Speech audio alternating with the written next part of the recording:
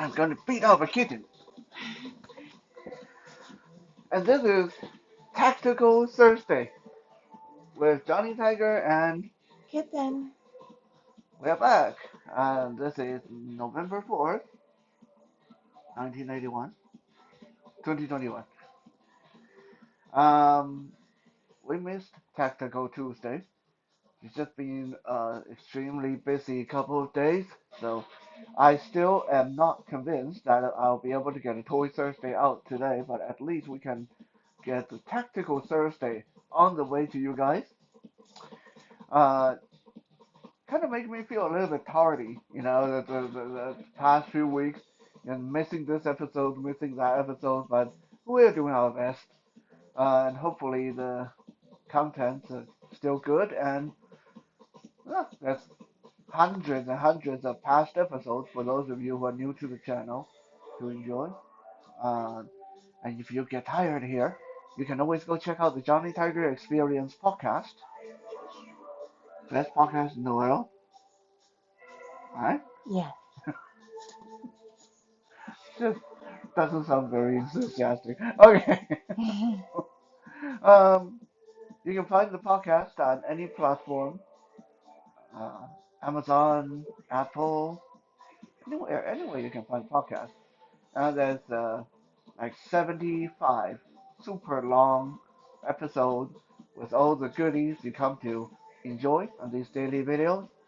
Self-defense, Oriental stories, and there's even cooking tips, which we do not get here yet.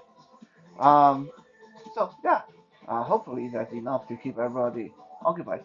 Today, I want to show you guys a very important technique to.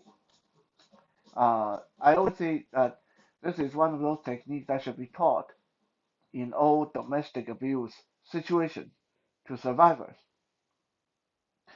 Little trivia: I once upon a time tried to volunteer to teach self-defense at an abused women's shelter. They didn't want me. Oh, It's oh, yeah. They said that having a guy teaching these abused women uh, traumatizing to them,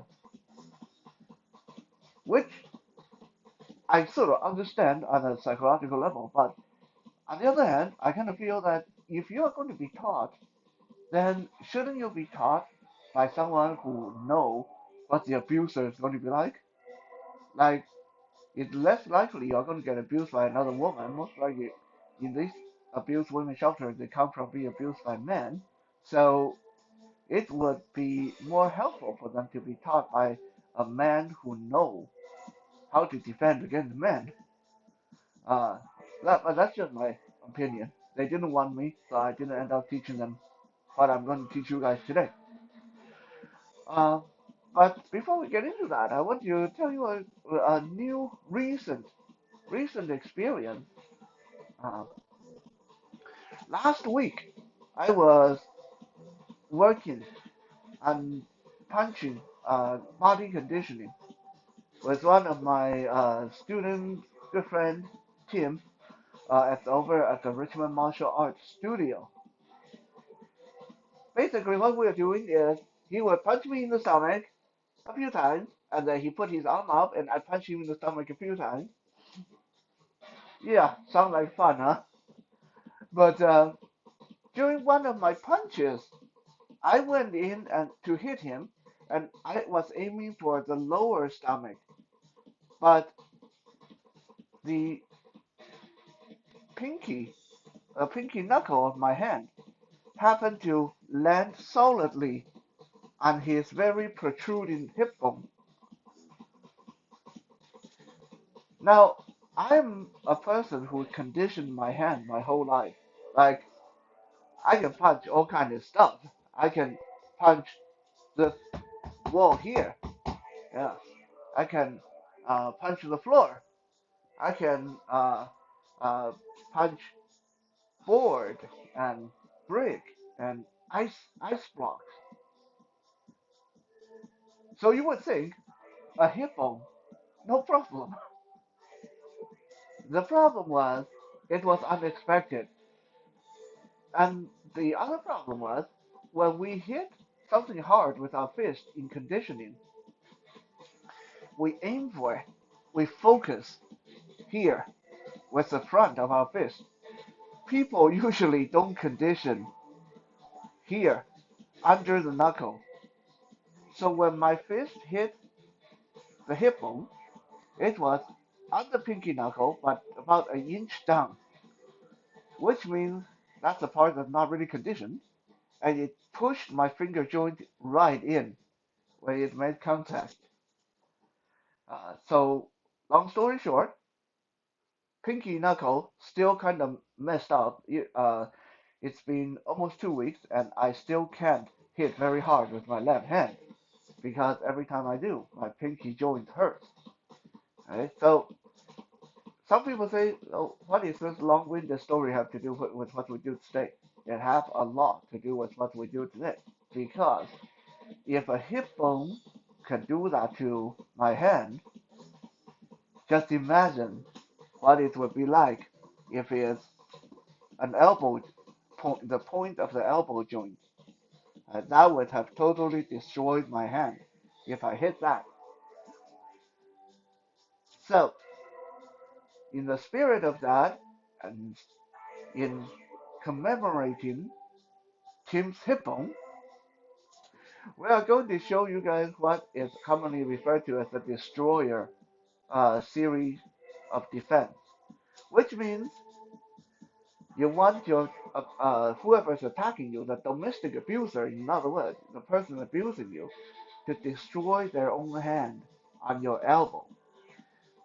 This takes a little bit of guesswork. This takes a little bit of precision, but it's not rocket science. Right? All you need to do is think and guess and look. Well, look for you guys. For us, it's guesswork. Where is the next punch going to come? And our goal is put our elbow in the way. If the punch is going to come here, I want kitten want her elbow in the way. Now you can keep your sleeve down. It's okay. I was just doing it so they could see it. And you see the elbow. Yeah. So if the punch is going to come here, elbow want to be here. If the punch is going to come here, elbow want to be here. And some people say, well, yeah, but it's not going to be low enough to hit the fist. That's okay.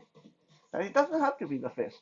If I try to punch her in the stomach and her elbow is there, the back of my hand is going to break itself on her elbow. Okay? Uh, so it doesn't have to be the fist. As long as you get the offending arm, some part of the offending arm, to hit that elbow, that's your goal. With that said, a lot of people already have questions in mind that if you're blind, how are you going to know where the punch is going to come? Well, this is why there's such a thing called fight psychology, and this is one important factor for those of us who are blind. When a person is enraged and attacking us, they don't tend to change up their attack that much. I mean, there's going to be a little bit of different variation, but most of the time when you get in a fight with an aggressor, they are going to start hitting, hitting, hitting, hitting, hitting, hitting. It's basically the same swing over and over again. Once in a while, they might change from this to this, but once they change over, they're going to repeat that. Very, very rarely. I'm not going to say never, but very rarely will you run into someone who like hit, hit, hit, hit, hit, hit, hit. They're not going to go like shoulder, hip, stomach, chest, shoulder, other shoulder. If they're doing that, they're not that pissed off. They're not that angry. Yeah, no, they're trying to be. They might still try to beat you up, but they're not that angry. They're not. They haven't lost their mind yet. Okay. In another word, the destroyer move I'm showing you guys today is not very useful in sparring. It's not very useful in a boxing ring when the opponent is being all technical and careful and have strategy. This is the kind of move that the more they're angry, the more they're pissed off, the more they're crazy, the better it works for you. Because when the brain stops thinking, the body starts repeating itself. And your attack comes again, again, again, again, again. Right? This is what we usually see in domestic abuse. Right? Domestic abuse, you see the two variations we're going to show you guys today. One, the person grab you by your shirt or hair. I'm not going to grab her by the hair because she gets really mean. You grab her by the shirt and then they start hitting. This is usually the domestic abuse thing. Or another thing that we see in domestic abuse is the person come walking in and start swinging with both hands. Just pow, pow, pow, pow, pow, pow. Okay? I'm going to show you guys both defenses for this. And it's basically the same move. Before I do, let me put on this hand pad on my hand. This is more for my protection than hers. Because just in case I do hit her elbow, I don't want to mess up my arm and hand. And just in case she misses the defense, it's not going to hurt that much, right? Yeah. Okay. Now, turn to your right and face me. Okay. So, like I said, this is not going to be a boxing ring situation. This is more for domestic abuse or any kind of sudden raging attack. So we're not going to square off and then just start boxing and then she having to try to do the elbow thing. No. At first, we're going to look at scenario number one, the person actually grabbed. The moment you get grabbed, pushed, grabbed, pulled, when the moment you feel one offending arm grabbing you, you want to immediately put your guard up, which means your arm should go out, protecting your face, and your elbow should protect relatively the front of your chest. Right? This should be no stranger to anybody now. Your basic fight guard. Both arms should be up and protected. Okay? Now, this already narrows down the avenue of attack. When your arms up like that, I'm if I'm an abuser, I'm not going to hit here. And I'm not going to hit where the arm is. So most likely, if I'm grabbing you with my left arm, the attack is going to come from this side, this side, this side. Okay, I'm just going to keep swinging. And once she senses a pattern, as blind people, we are going to eat a few of these. No, make no mistake about it. Unless you're really, really, really, really good, or get really, really lucky, then you can avoid the first few. But most of the time, you're going to have to feel a few of these, right? But once you get hit a few times, uh, this guy's just going to keep this up. Then you bend your arm, exposing the pointy part of your elbow, and then put your elbow to the side. So next time, ow, that just got me right in the arm. Okay, if I was swinging super hard, that would have taken that arm right out of the fight. One quick note I want to tell you guys is after the guy do this, ow, you don't want to leave this there. You want to go back to your guard. Because if they do this and hit your elbow, immediately they're going to try to go here, go in the front. And you want your arm to be back. Okay? So again, I'm grabbing, I'm smack it, kitten, smack it, kitten. Ow! Ow! And see, what she did there, when she flared her elbow out, I hit. Usually, if I'm that angry, I'm not going to be able to feel it right away and stop myself in time. Most likely, I'm like, ow, Like usually on the second one. Second one, I get really angry. I come, okay, I'm going to punch you right in the stomach. And then she's already got her elbow back in front. Wow. I just injured my arm in 3 points without her having to expend all the energy. Like, is it even tiring for you? No.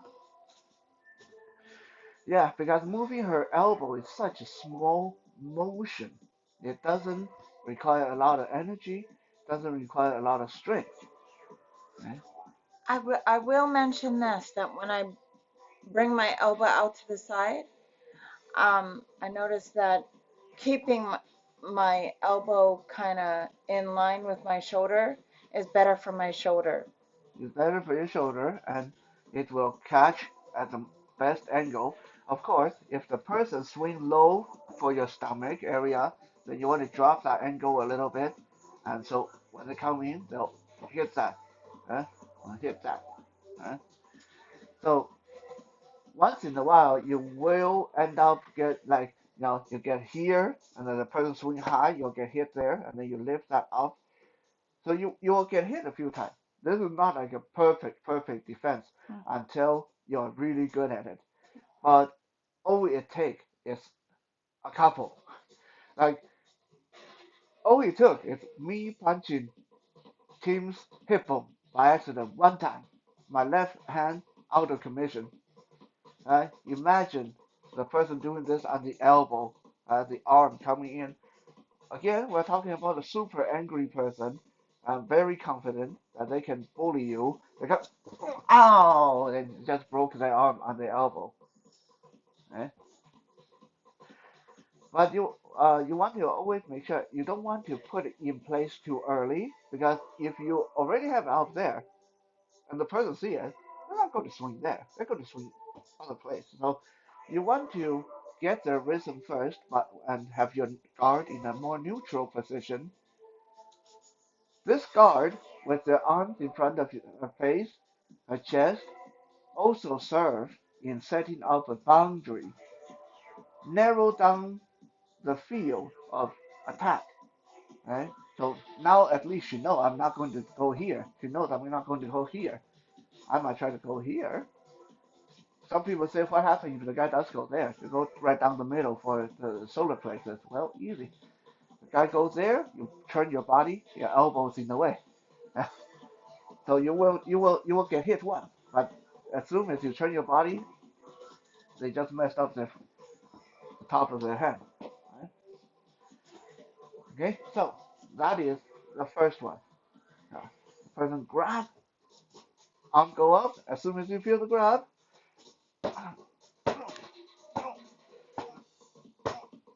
ow! There we go. Okay. Eventually, eventually, when you guys practice enough, you will be able to get your elbow in place after maybe one hit or two hits. For now, keep it nice and slow. In the beginning, you don't want to get too stressed out practicing this. This can be kind of triggering for some people too, especially people that have been through this shit. Alright?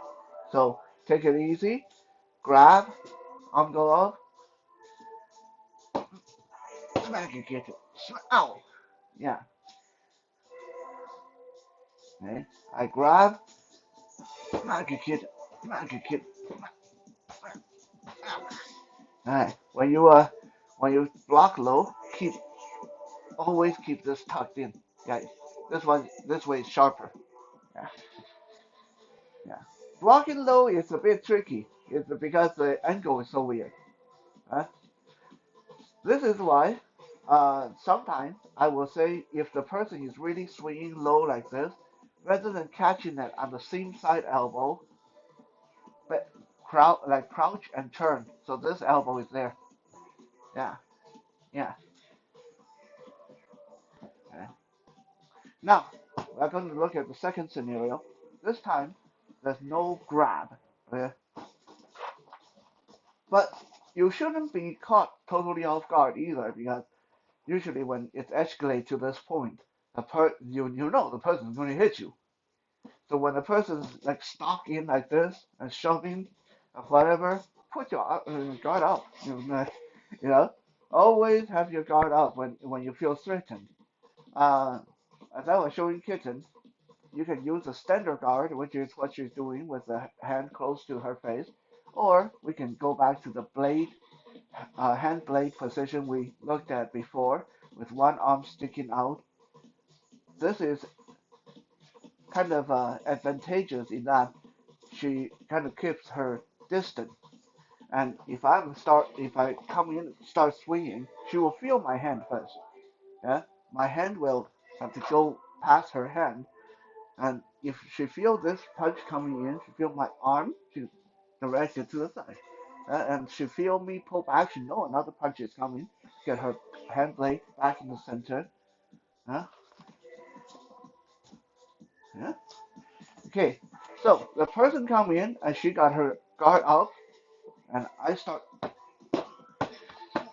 And again, she just looked for the right opportunity and meet it with her elbow. Ow. There we go. The person come in and start punching down the center. When she's ready, she, ow, yeah, that one actually hurts. Okay, the person come in and she get her guard up. Yeah, the person go into the, yeah, right away the elbow come down and the person hurt their hand. This is so effective that I actually, when a lot of time when I spar with people that just like go pow pow pow pow pow go crazy like that. Sorry to say, Wing Chun guy, you guys like to do that, all that quick punches repeatedly. All I do is wait for the right moment, get my elbow in the way, and the round is over. Boom. Yeah. Yeah. So again, let's look at scenario number one. Grab, guard to go up. Yeah. As soon as you feel the grab, you always put your guard up. Guy starts swinging, elbow out. Yeah. Second scenario, the person getting aggressive, come in, your guard go up, the person start hitting.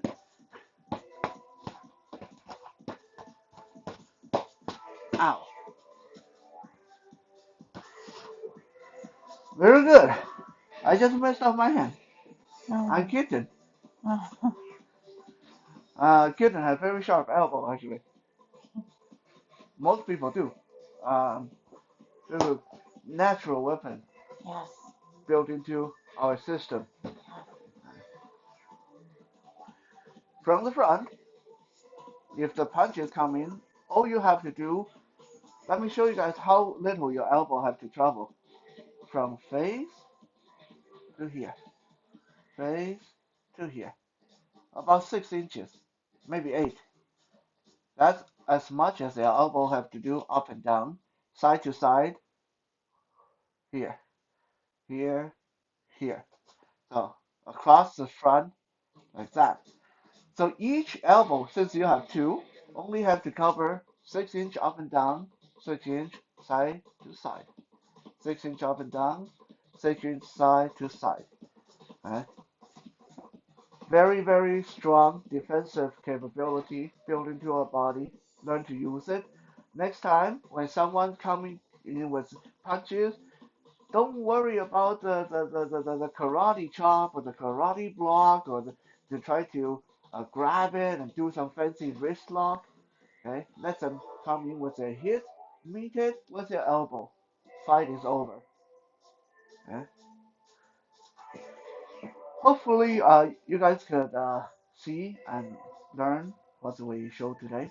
We got nice strike working out coming up, Mm. and so we got to uh, get over here and get ready for that. Yes. I hope I will be back later for Toy Thursday. If not, I'll think of something to do tomorrow. We are taking Aslan in to get his nails clipped early in the morning. Uh, yeah. So enjoy, and hopefully I'll see you guys later in the night. Bye now. Bye.